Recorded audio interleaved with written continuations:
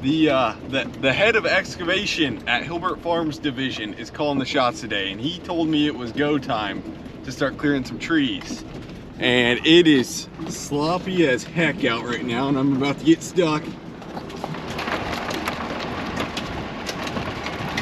This is a B road down here, and it gets, if it's just a little wet, this thing just gets sloppy. Oh, that's how he made it back there. He has his little Ranger. I was like, how the heck did he not get stuck back there with his dually? He's got his little Ranger. He was smart. Chief Operator, what's the plan for today? No, I'm just changing from backhoe controls to cat controls or excavator controls. And then is it go time? SAE to ISO. All right, so I think in the first excavator video we were saying we were probably going to convert from backhoe to cat, and a lot of people were saying, yeah, do cat. All newer equipment has cat controls, even though you can switch it between. And then cat, all the things I've researched is all the pros, you know, on YouTube say that cat controls are faster once you get proficient. So if you can choose, which we have no skill whatsoever, we're gonna choose to do it right. So what's nice is somebody came in here before, the previous owners, and whoever did it zip tied it, so color coded the hoses that need to line up. And green was on gray, and gray was on, or blue was on green, and green was on blue, and then vice versa. So they zip tied it. So matching the colors up should give us cat controls.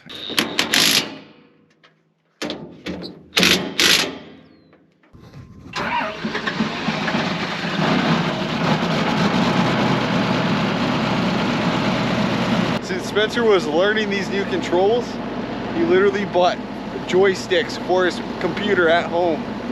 So in Farming Simulator, he can run an excavator on cat controls. So now he has like 10 hours of experience. Now he wants to do the real thing. I'm still gonna be really rough, but instead of burning fuel in there, it works. Yeah, they already paid for themselves running it. Spence forgot to clean out these tracks, so we're gonna knock them out quick.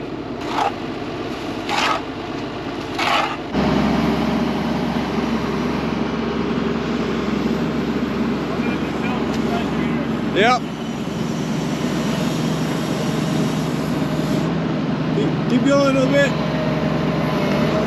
Yeah, looks good. We're just trying to make sure that those new hydraulic connections they made aren't like leaking and splittering. So I think we're gonna go ahead and do it one more time though, or swing around.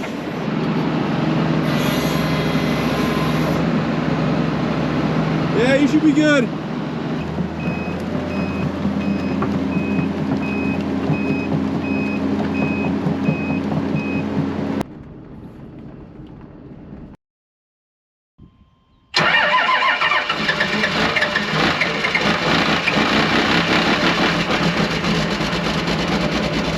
So we're finishing up, getting her greased up, and gotta hit a couple other grease points on the bucket of that hoe, and she'll be ready to go.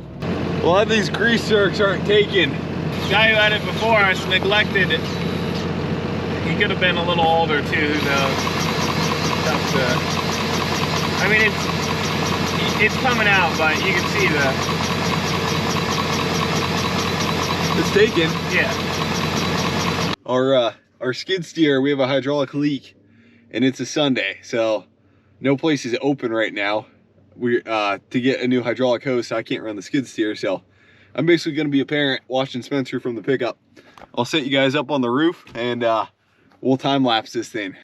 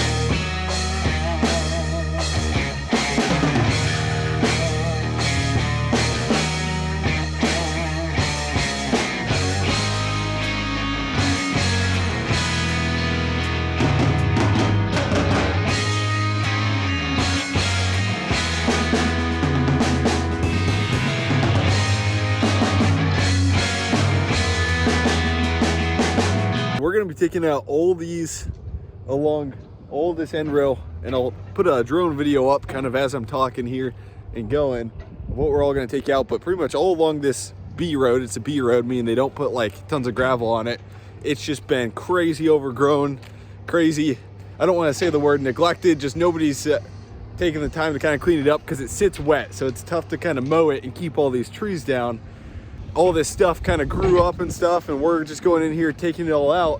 And then what we'll do is we'll make just piles and piles along here, let these trees sit, and then next year, maybe next fall or next spring, we'll come up and burn them in the ditch here. So we're not doing this just because we hate trees or anything like that. We're actually doing this to try and to clean up the farm first of all, and then get better yields along the end rows, because those roots go out and rob a lot of my corn on the end rows, and then a lot of the shade. Like I'll have spots like where he's at right now, that spot will sit so wet because first of all, it doesn't even get any sun because the sun's kind of coming in from that angle, and those, once you get leaves on there, it's just blocking all the corn. So we'll be getting a lot better, hopefully better yields on the end rows here. And then second to that, I don't farm that many acres, and so the land I do own, I want to just have in tip-top shape, just do the best I can on that land, because we definitely have well, I wouldn't say we have time, but we have more time because we're not always in the field as much, and in the spring and fall we can kind of work on the land, clean up the land. A lot of it too is, yeah, we'll clean up the trees and stuff, but also I need to get some tile out there. That's really going to help improve some yield, and unfortunately I don't think we're going to be able to do it this spring here. It's just going to be way too wet, so we'll have to do it in the fall here. I kind of view this like the same way as like real estate, like residential real estate. For example, Spencer back in college 2 years ago, he bought a fixer-upper house, and he bought it, and we didn't gut the interior, but cleaned up a lot of the interior, replaced all the flooring, all the cabinetry, basically remodeled the place. And then on the exterior, we redid the whole yard, expanded the whole driveway, expanded a, oh, what am I thinking? Sidewall. Anyways, the stone wall along the driveway, completely redid that and everything, and kind of fixed that up. So it's just kind of like flipping a house. You're essentially flipping a farm, besides you're actually gonna farm it. You're not gonna just clean it all up and then sell it right away. So that's kind of how I look at it too. It's almost another way of making money, besides you don't realize your gains right away, especially if you hold the land forever. So technically it's just unrealized gains. But my point is I'm young, I don't farm that many acres, and I really wanna take care of it and try to do the best I can on the acres we farm and stuff, and try to get the best yield. And this is part of it. This is a job you can get done in the spring. And now some of these trees some of you guys are gonna ask, some of these trees we could probably log. A lot of them are just overgrown, invasive kind of species. I don't know if it's invasive, but there are some, I can't tell my tree's worth a crap, what is what, but there are some bigger ones we were talking to a guy with, and he was like, hey, you could maybe sell some of those. So if we do end up taking those down, we will try and get somebody in here to buy some timber up. But it's not really going to be much timber to buy up, but well, at least if there's anything usable, I'd rather see it be sold and actually go to, you know, a real use. The excavator, gosh darn it, it is it's either bad fuel or the fuel filter needs changed on there, because he's losing all sorts of power. Can barely move the tracks and stuff, and you could just tell it's losing a bunch of power. I don't think it would be gelled up because it hasn't been that cold, but we'll figure it out here. I'm thinking right now maybe it would have been a good idea to rent one. You just sit back and let the mechanics kind of work on their own machine, but nah, this is fun. Need to learn stuff.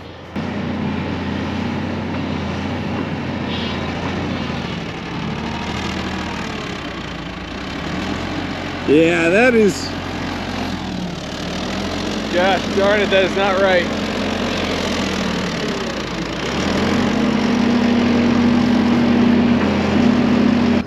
Yeah, that doesn't sound good.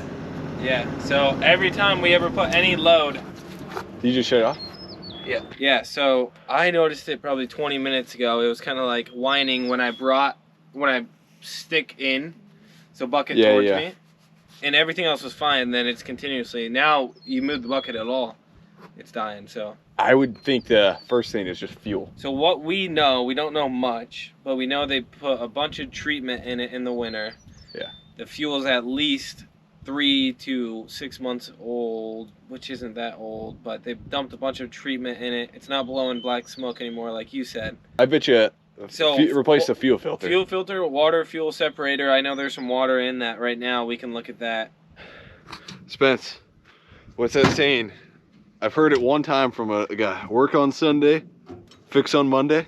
That's what we're doing. That's what we're on. I think that's the saying. I don't know. I haven't been farming enough to know that. We're doing a not headlight restoration, window restoration. Well, it is a headlight restoration kit that we got. These are all sun faded bad and it's tough to see out of them. Yeah, it's pretty dangerous, honestly. You can't see anything.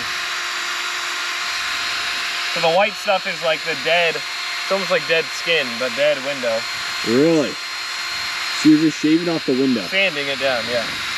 This is the final step. What's the liquid for then? Just so you don't heat it up so much. Yeah. We're gonna pull the tractor out and paint that muffler. It's sat outside over the summer, so it's really fading. Try and clean it up, keep it nice. It's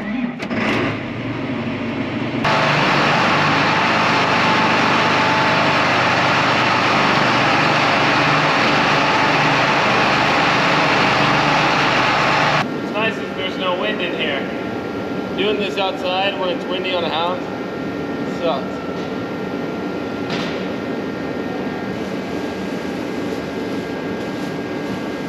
There's no way we're missing here. I painted for one summer for my high school football coach, so I had a bunch of this stuff. A little overkill, but it's fun to do. Overkill. The previous owner painted this, so that's why that's all nice, the tip there. And then this kind of just faded out here.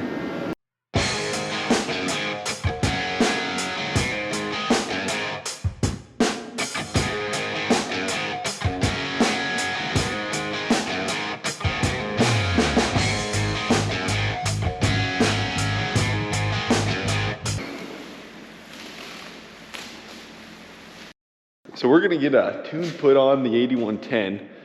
We're with Agro Eco Power. So Vojta, how do you say it again? Vojta.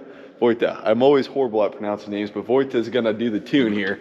It's pretty simple, I think. He just plugs it into the, is it the ECU on the tractor? Yeah, I will plug this device into the OBD port. I will download that file from the ECU. I will send it to our programmers. They will do their stuff, you know, all that programming. Yeah. They will send it back. I will upload it. Okay. It's done. So will you know how much horsepower you put on this tractor? Or it'll be just whatever like in your system? I have to look it up. Okay.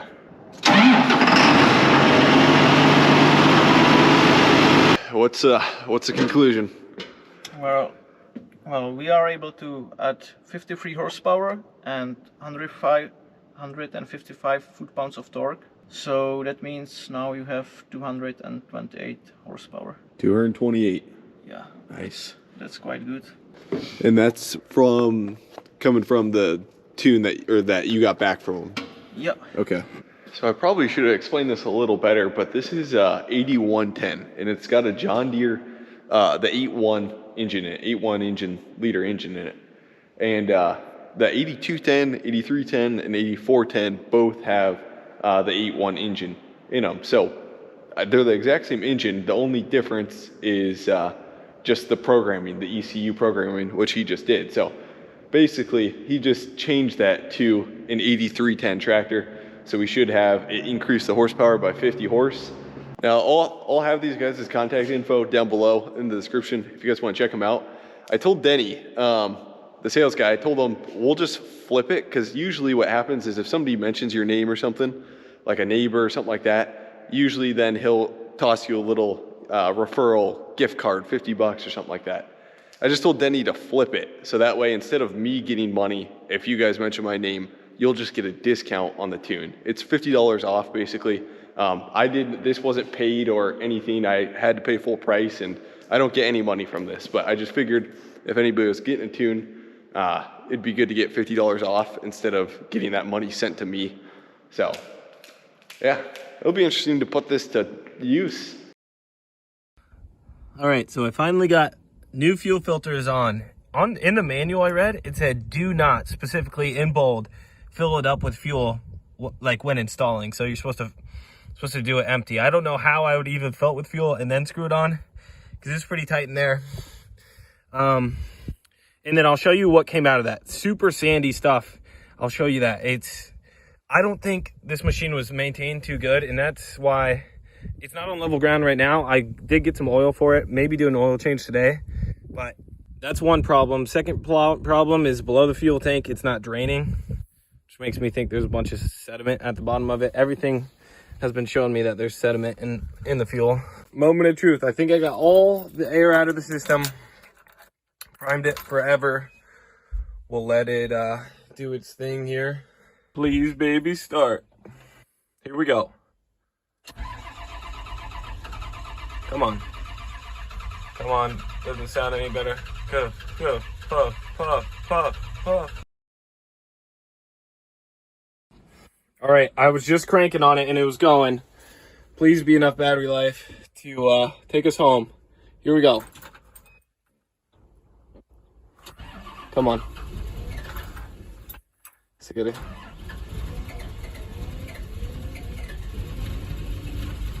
Come on.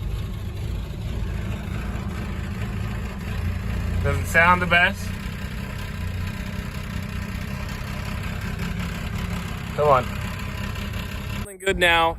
Sometimes it's like hiccuping and it idles up and it blows a bunch of white smoke and then it idles back down. It's good right now.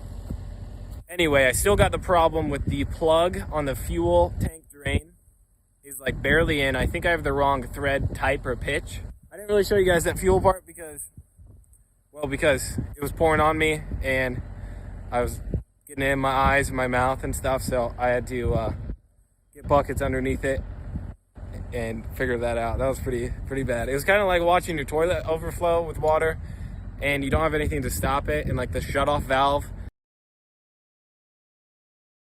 you go to turn the shutoff valve and say your toilet's overflowing, you turn the shutoff valve and it breaks in your hand and then it keeps overflowing, and then you kind of look at it and there's nothing you can really do. So that's kind of what I was doing. All right. So explain what's happening. Yep. Today's Wednesday. Sunday we had the issue. Monday and Tuesday I was solo without Grant, figuring this out and stuff. So things that we have replaced or done: a new water fuel separator. You can see the red diesel in it.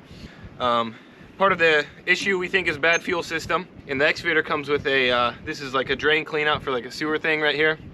So we think maybe that's how like sediment got in there. Anyway, bad fuel. And then that was all sandy when we... So you found sand and stuff in the filter. Yeah, there's two filters. Anyway, right now it runs. Don't know if it has low power. Here's the fuel filter that got replaced here. Looks like it's not leaking or anything. So that was full of sand and sediment and all that. So we primed it. I think I got all the air out of the lines. Didn't have to crack the injectors. That was one thing the service guy was telling me about. Don't know if it has the low power issue that we discovered on Sunday. And right now, we'll go to the bottom. We still don't have it fully fixed for us to run it fully and figure out if it's still... Because the valve. Yeah, we can go down there and look at it. So we got the Excavator in a lot better position yesterday. Yesterday I was sitting right here, holding a 5-gallon bucket with fuel coming out, because our issue is this valve right here, and it's got a plug in it right now. You see this valve? Yeah. So here's the valve. The yellow is how you change it. It's just the ball valve, or how you turn it on and off. And I have a plug in there right now. You can see it dripping fuel. Grant and I are going to try and work on this, get really fuely. We're going to pull the plug. Fuel is going to start draining out, and we got to get this ball valve to shut properly. All right, so that's it cracked as far as we can shut it right now. Then we'll go just pissing sideways a bit there. So that's it, all the way open. The fuel tank has a hole in the bottom, and that's what it looks like coming out. You got some goggles? Yeah, some goggles would have been good. This is the situation we got going. Diesel fuel is dripping. We can't shut that. I'm gonna try cleaning all the dirt out of there and seeing if we can shut the valve, because right now the valve just won't shut. And the only way we can stop it is with a really crappy thread plug right here that's not even meant for it. And where do you think, what closes this? Do you think stick it all the way up there? No, I think put the plug on it and then try it? No, because it blocks what we need to do. Probably junk came with it and stuff. So I mean, we can keep just shamming stuff up there.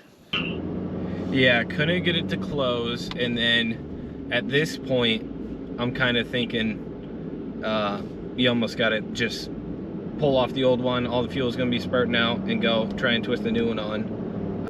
All right, we got a 3/8 and 1/2 inch ball valve.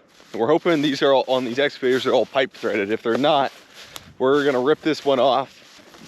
Fuel is gonna be gushing down and stuff, and we're hoping we can just stick this one back up, whatever it is, because we don't know the size, and then that'll fix it because we'll have a new ball valve. But we're gonna see if this we're gonna see what happens here. Hopefully, if we don't have the correct size and we rip it off and we check, and then hopefully we can get this back on.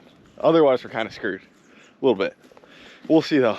Yeah, we have options, but yeah, we could be just standing here watching the Fountain of Youth come out, you know? Then you're gonna make sure you can twist it on with it closed. Are you gonna be able to twist it on with it closed here? I'm probably gonna twist it on with it open. It's gonna be spurting out. Got it, bro. Yeah, I think it's so put it back in. But look at how... Quarter. Oh, here's our... It's just closed. It's closed. So close it, tighten it back up. Yeah, we want to make... Yeah. Okay, it's a rubber piece in there. We're on a time scale until this buckles. Well, it's closing now. Look at on camera. It's closing now. So keep it closed and twist it back in there. But is it gonna hold? Is it gonna seal? Yeah, it's sealed. It's sealed. Yeah. So. All right. Here we go. Oh, good. Well, you might as well. Yeah. Oh, keep it closed. You think? Keep it closed. Yeah, and so that way it's. Yeah. It's gonna splatter all over, but.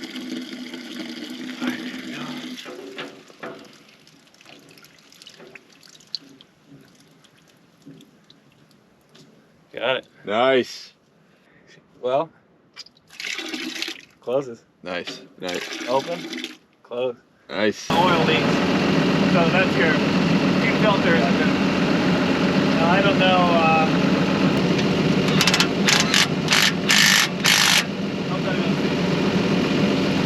Got it, guys. Hopefully, we'll see. It seems to be running good. We got to run it for probably 30-45 more minutes, see if it has any issues, but so far we think it got fixed. But if there's bad fuel in the tank, it may clog the fuel filter again, so we're gonna see.